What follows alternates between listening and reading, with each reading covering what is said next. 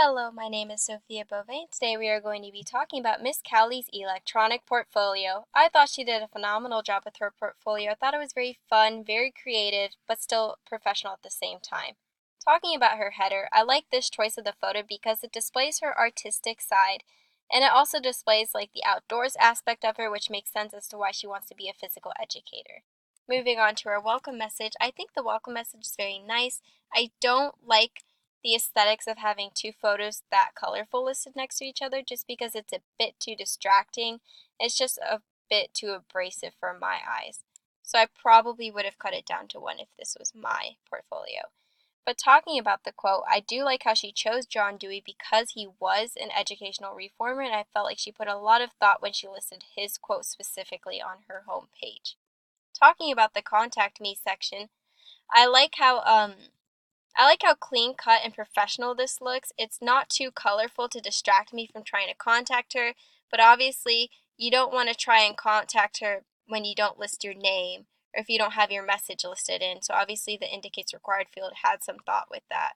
Moving on to our internship evaluations, I think they are very nice. I like how positive they were. I don't like the black border around the photo.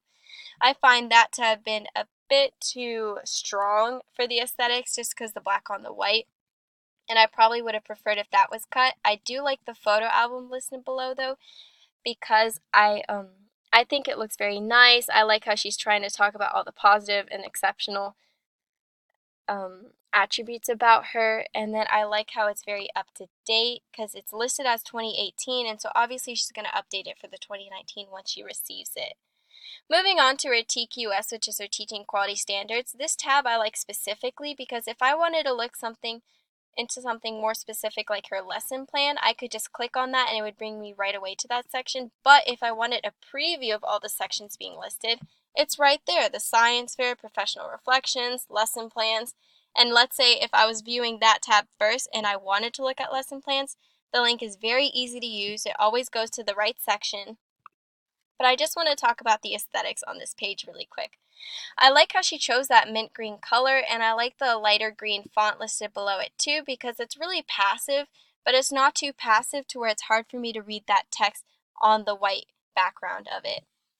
Overall, her ePortfolio is very clean cut, very easy to use. I like how she added this teacher's professional growth plan.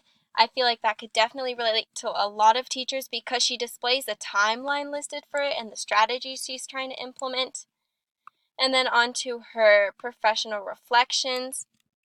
It definitely shows the professional side of her with the references listed and then the goals she's trying to attain, such as like parents and teachers having a connection together. Overall, I thought this site was very easy for me to use.